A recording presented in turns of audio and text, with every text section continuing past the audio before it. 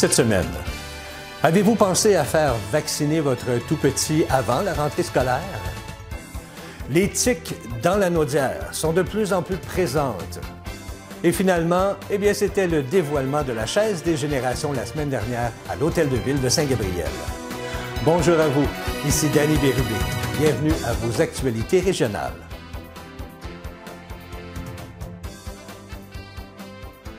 Bonjour à vous, j'espère que vous allez bien. Bienvenue à votre bulletin de la semaine du 13 mai 2024. Afin d'être adéquatement protégés pour la rentrée scolaire, les enfants qui fréquenteront la maternelle en septembre prochain devraient recevoir leur vaccin de rappel contre la diphtérie, la coqueluche, le tétanos et la poliomyélite. Les parents sont donc invités à prendre rendez-vous dès maintenant. Au cours des prochaines semaines, des cliniques se tiendront sur rendez-vous seulement dans les CLSC de l'ensemble du territoire du CI3S de la Naudière. Pour réserver une plage horaire dans un point de service, vous devez vous rendre sur la plateforme Clic Santé, puis sélectionner la section Vaccination. Et enfin, sur l'onglet Vaccination des enfants et des adolescents, vous serez invité à entrer votre code postal afin de choisir parmi les établissements à proximité de votre domicile. Par la suite, vous aurez accès aux plages horaires disponibles. Le service de prise de rendez-vous par téléphone est également offert pour les personnes n'ayant pas accès à Clic Santé. Le numéro est présentement affiché à l'écran. L'Institut national de santé publique du Québec a publié cette semaine de nouvelles cartes recensant les populations de tiques sur le territoire provincial. Les plus récentes données de l'Institut national de santé publique du Québec prévoient une augmentation significative des populations de tiques dans la Naudière dans les années à venir. La carte qu'on voit présentement à l'écran illustre le recensement de la population des tiques actuelle dans la Naudière. En turquoise, on peut apercevoir les municipalités où des populations de tiques sont établies, c'est-à-dire des zones où des tiques à pattes noires sont présentes et actives toute l'année. Saint-Félix-de-Valois et Sainte-Mélanie font partie de ces municipalités. Dans le reste de la Naudière, soit les parties grises, la présence de tiques est possible, mais aucune population de tiques établie n'a été détectée par les données de surveillance. En conséquence de l'accroissement des populations de tiques, la maladie de Lyme gagne du terrain. La maladie touche de plus en plus de Québécois depuis plus d'une dizaine d'années, selon les données du gouvernement. L'État recensait 586 cas déclarés en 2022 contre 125 en 2014. Le meilleur moyen de se protéger des maladies transmises par les tiques est bien sûr d'éviter de se faire piquer.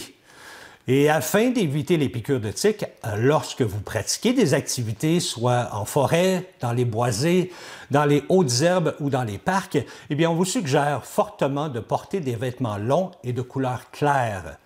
D'utiliser aussi un chasse-moustique à base de DEET ou d'acéridine, qui, soit dit en passant, n'est pas conseillé sur les nourrissons de moins de 6 mois.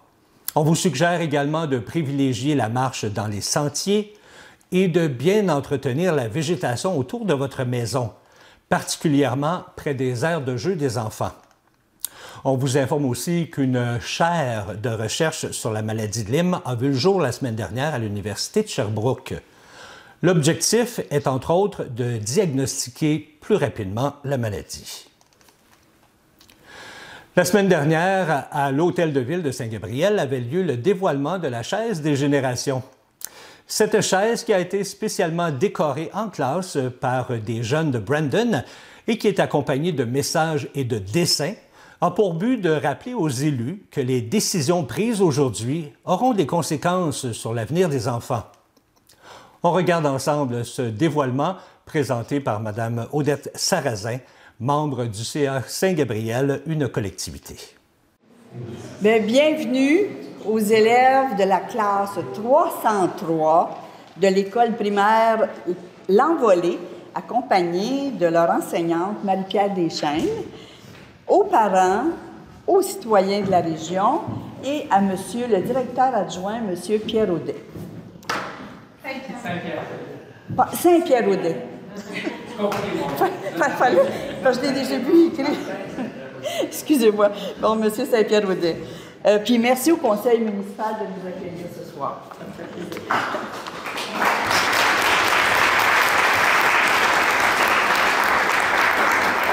Fait que donc, mon nom est Odette Sarrazin. Je suis membre du comité Saint-Gabriel, une collectivité, et maire au front pour Sophie.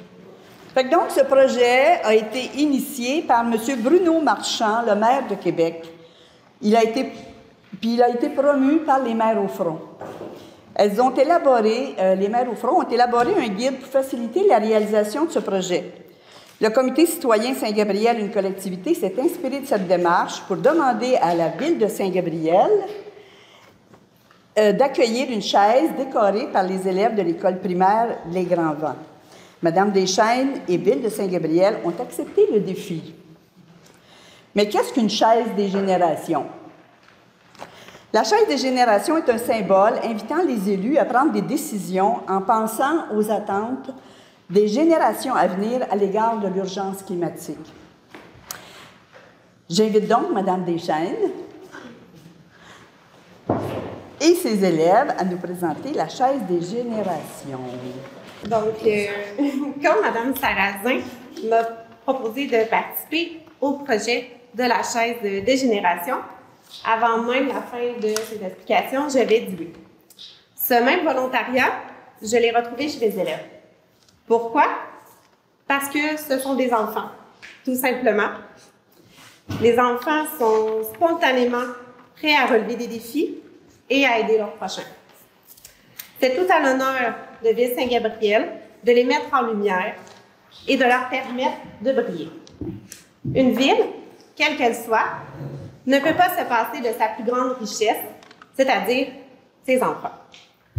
Je crois que toute la communauté de Saint-Gabriel serait gagnante d'impliquer davantage ses enfants dans les projets et les décisions des grandes personnes. Cette chaise en sera un rappel et aura d'autres significations que mes élèves vous expliqueront tout de suite après le dévoilement. Merci. Nous dévoilons. Nous dévoilons.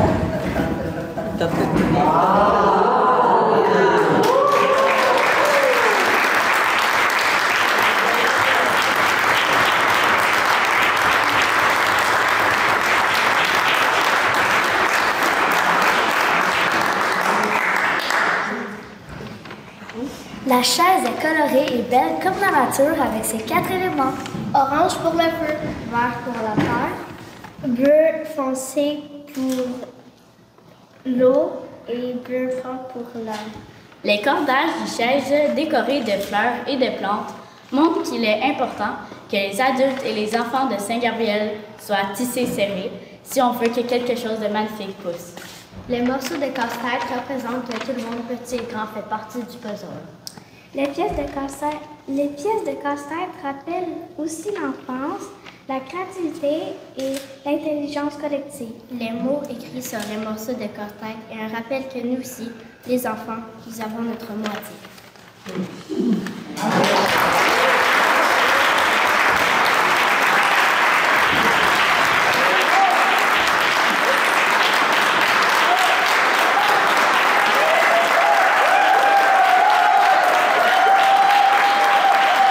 Bien, bonjour tout le monde. Très, très impressionnant, les jeunes. Vous avez beaucoup d'idées puis de réparties. Franchement, vous êtes nos dirigeants de demain. Il faut penser à ça. Donc, c'est avec beaucoup de fierté que nous recevons ce soir notre chaise de génération au conseil municipal de Ville-Saint-Gabriel. Cette chaise nous permettra de transformer notre manière de faire les choses et ainsi changer nos priorités. Nous, les élus, prendrons davantage conscience des décisions que nous allons prendre et qui auront une incidence sur les générations futures. Nous démontrons aujourd'hui que nous avons à cœur la qualité du milieu de vie que nous laisserons à nos enfants, c'est-à-dire à vous autres, les jeunes. Nous remercions infiniment le comité de citoyens Saint-Gabriel, une collectivité, dont Mme Odette Sarrazin, et ainsi que l'école primaire L'Envolée, plus précisément Mme Marie-Pierre Deschaines et ses élèves. Félicitations encore une fois.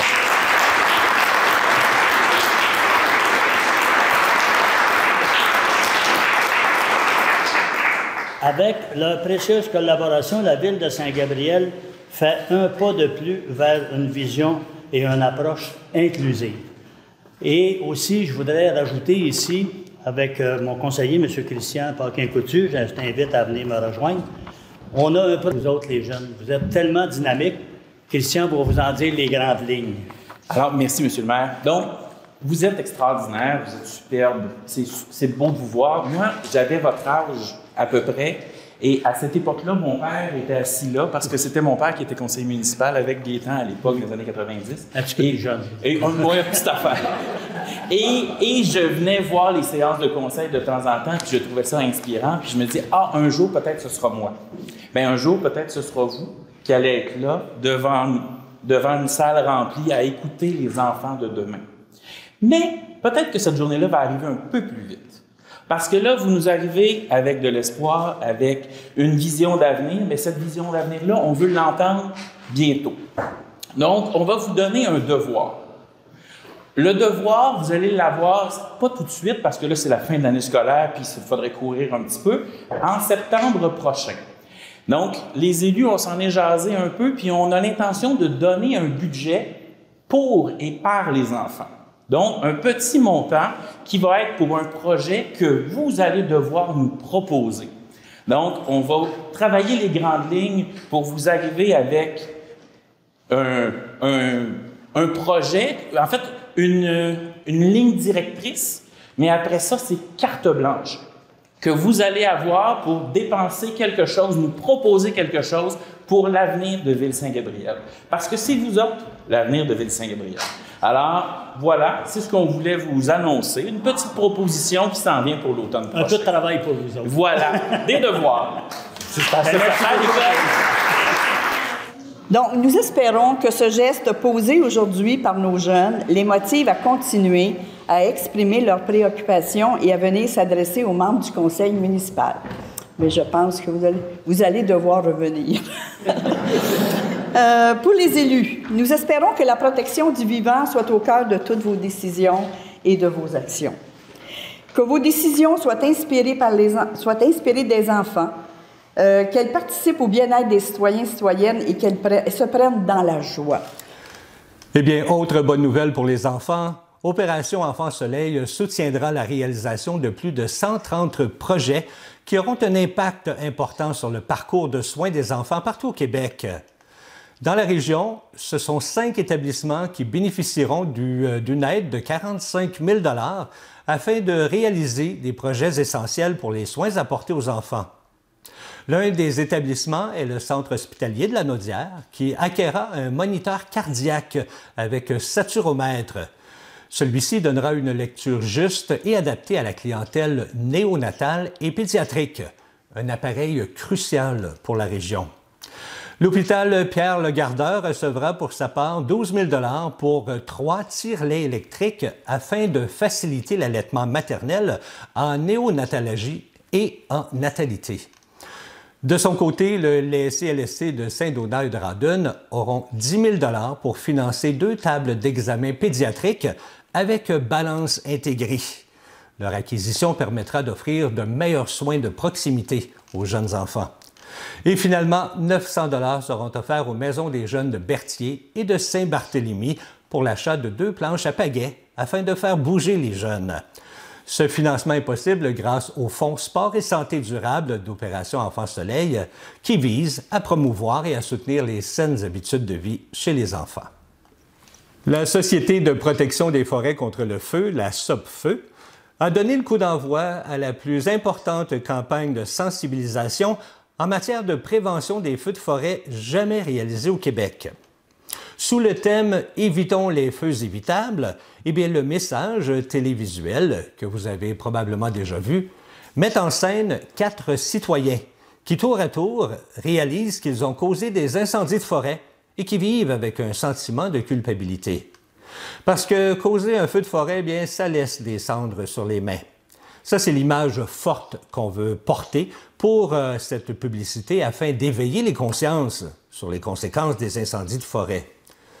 Parce que personne ne voudrait être celui ou celle qui est à l'origine d'un feu de broussailles ou d'un incendie de forêt. La campagne de la Sopfeu cible plus particulièrement les 3 principales causes de feu, soit les mégots de cigarettes jetés par terre avec 80 feux par année, la perte de contrôle d'un brûlage de rebut avec 75 feux par année et les feux de camp mal éteints, 60 feux par année. Cette campagne présentera aussi des solutions concrètes pour chacune de ces causes de feu, avec pour objectif de diminuer le nombre de feux de cause humaine. Avec les changements climatiques qui provoquent de plus fréquentes périodes de sécheresse et une augmentation du risque d'incendie, eh bien, la Sopfeu estime que la prévention et la sensibilisation du public sont plus nécessaires que jamais. Le 26 mai prochain à Joliette aura lieu la 25e édition de sa marche pour l'Alzheimer. Cette maladie neurodégénérative chronique qui détruit les cellules cérébrales, ce qui provoque avec le temps une détérioration de la mémoire et de la capacité de réflexion. C'est une maladie, soit dit en passant, irréversible. Eh bien, en 2022, c'était plus de 750 000 personnes au Canada qui étaient atteintes d'Alzheimer, autre forme de démence. On prévoit que d'ici 2050, ce sera plus de 1,7 million de personnes au Canada qui vivront avec un trouble neurocognitif. Selon M. Gilles Charette, directeur général à la Société Alzheimer de Lanaudière, le nombre de personnes atteintes va plus que doubler au courant de la prochaine décennie dans Lanaudière. Et malheureusement, à mesure qu'augmente le nombre de personnes atteintes, eh bien, la demande de services augmente elle aussi. Alors, cette marche organisée par la Société d'Alzheimer de Lanaudière permet de recueillir des fonds cruciaux afin d'offrir des programmes et des services qui répondent aux besoins des personnes vivant avec un trouble neurocognitif et aussi à leurs partenaires de soins partout dans Lanaudière. La marche aura lieu donc le 26 mai à partir de 10h au parc Louis-Kerbe à Joliette. Pour plus d'informations ou pour vous inscrire, vous pouvez appeler directement la Société Alzheimer de Lanaudière au numéro affiché à l'écran.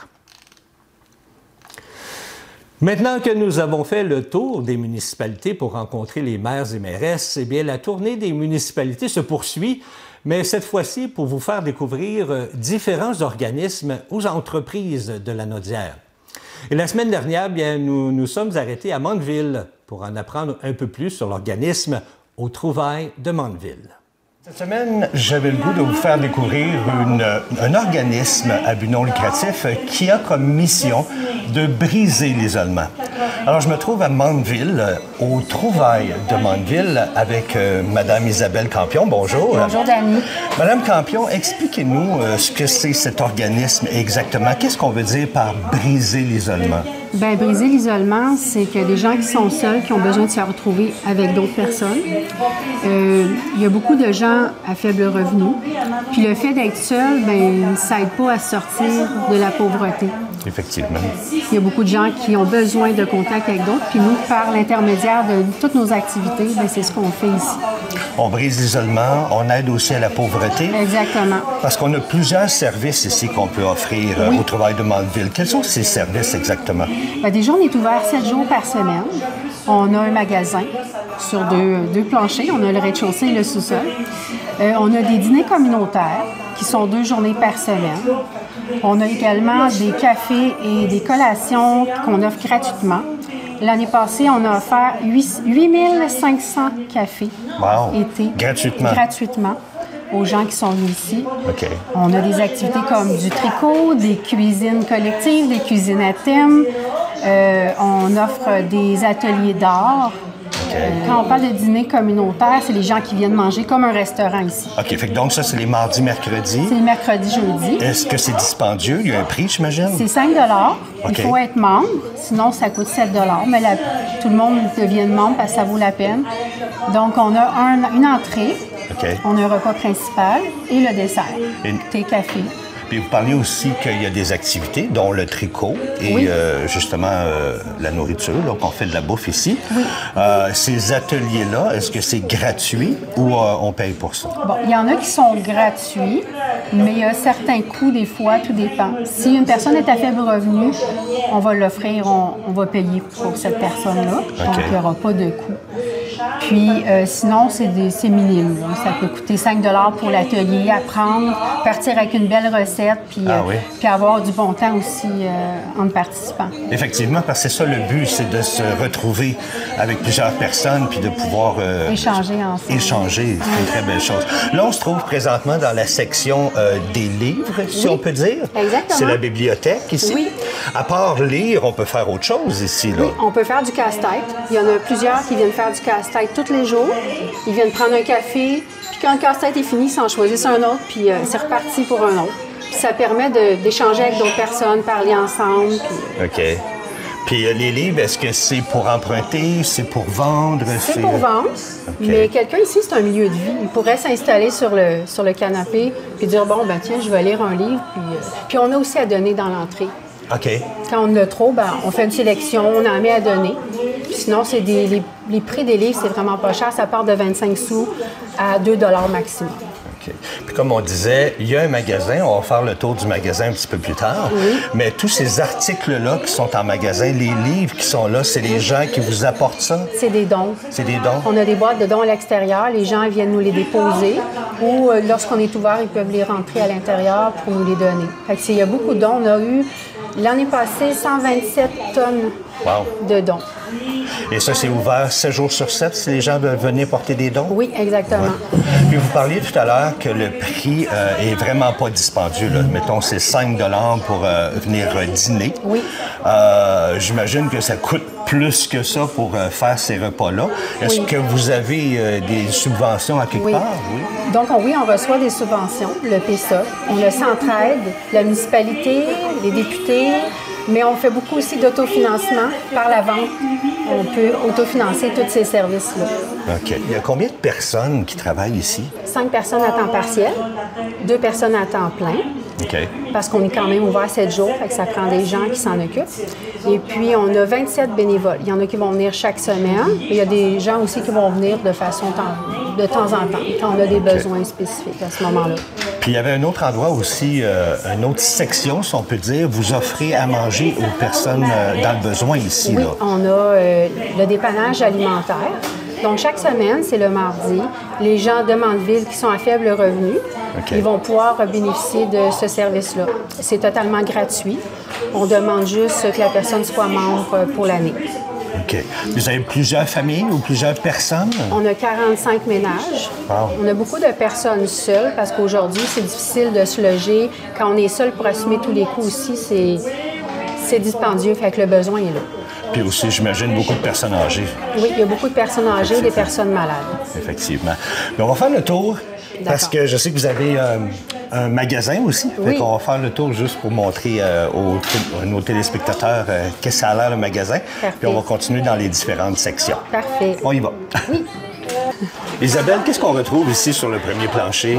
Bien, ici, on retrouve tout ce qui est vêtements pour les femmes. Puis, on retrouve aussi au rez-de-chaussée les lits, comme on a vu tantôt. Au sol, on retrouve tout ce qui est enfants et bébés. Toute une sélection de toute la vaisselle qu'on peut recevoir, les casseroles. On a les vêtements pour hommes, les souliers, les sacoches, les valises. On a vraiment de tout. Ici, on est dans la salle pour l'aide alimentaire. Oui. Donc, vous nous disiez tout à l'heure que c'est une fois par semaine. Oui. Comment ça fonctionne exactement, la salle ici?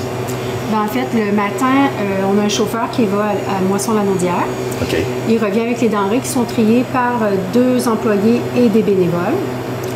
Puis, les paniers sont préparés en fonction du nombre de familles, de ménages. Puis, l'après-midi, on distribue les denrées ici. Les gens viennent ici pour venir les chercher. Oui. Les paniers valent à peu près combien, là, grosso modo? C'est très variable d'une semaine à l'autre parce qu'on fait aussi des achats. Okay. On va avoir de la viande comme cette semaine. Toutes les familles avaient 5 à 6 paquets de viande. Donc, ça peut valoir des fois entre 50 et 100 quelques dollars, mais ça dépend vraiment des semaines. On est présentement dans la cuisine de Hautes-Trouvailles de Mandeville. Je suis avec la cuisinière, Madame Marie-Josée Simon. Bonjour. Oui, bonjour. Madame Simon, vous travaillez ici depuis combien de temps? À peu près 1 an et demi. 1 an et demi. Vous êtes permanente ici?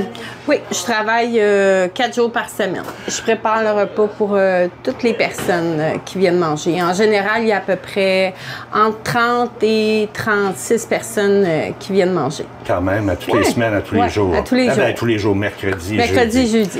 Est-ce que vous êtes seul pour faire la cuisine? Parce que je pense qu'il y a des petits... Non, il n'y a pas de petits aides. Vous êtes tout seul pour faire la cuisine? Toute seule, oui. Et est-ce que c'est vous? Parce qu'on a parlé d'atelier. Il y a un atelier aujourd'hui, on fait des beignets, c'est ça? Aujourd'hui, on fait des brioches. Des brioches? À la cannelle. Puis on a 2 ateliers, un pour 10 heures et quelques minutes et 11 heures.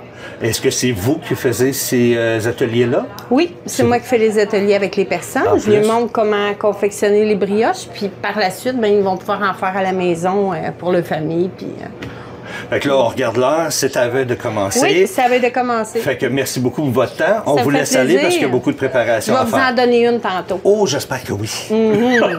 Merci à vous. Ça fait plaisir. Isabelle, tu me parlais aussi qu'il allait avoir un nouveau projet là, qui allait peut-être commencer à la fin de l'été, à l'automne. Qu'est-ce que c'était ce projet-là? C'est un projet intergénérationnel de couture. Ça va être de la réparation, de la transformation et de la création textile. C'est un programme, dans le fond, qu'on a demandé une subvention pour ce projet-là. Puis on l'a eu finalement. Donc, ça va être vraiment des personnes qui font de la couture, qui l'ont faite professionnellement dans leur vie, qui vont venir ici faire des ateliers avec des plus jeunes. Puis, ben, de tous les âges, ça va être ouvert vraiment à tout le monde, mais c'est quand même un projet intergénérationnel. Exactement. Isabelle Campion, merci beaucoup. Ça fait un réel plaisir de vous rencontrer et de découvrir aussi au Trouvailles de Mandeville. Ben, merci beaucoup, Dani. Merci à vous. Mario, viens ici, s'il te plaît. Ça. Hey, mais tu vois où est-ce que ça sort et tu regardes. Ouais. OK. Ça. Hey, mais tu vois où est-ce que ça sort? Mario, bonjour. Bonjour. Mario, saviez-vous que Mario, c'est un artiste et il travaille ici? Mario, tu fais quoi comme métier? Moi, je suis mime depuis 1976. Tu es mime professionnel? Oui, c'est ça. J'ai été dans le monde du cirque et du théâtre toute ma vie. Ouais. Wow! Puis maintenant, tu es ici bénévole à temps plein? Non, je suis un employé ici et je parle beaucoup. En tout cas, si vous voulez vous faire divertir par Mario ou peut-être le demander en contrat, hein? Mario est disponible aussi. Merci beaucoup, Mario. Bonne journée. Merci à vous. Cette semaine, ne manquez pas l'émission À la découverte de votre région. Je vous présente une entreprise de Saint-Gabriel qui sort un peu des sentiers battus. Elle se nomme Oranimal. C'était Danny Bérubé pour vos actualités régionales. Je vous souhaite une agréable fin de journée.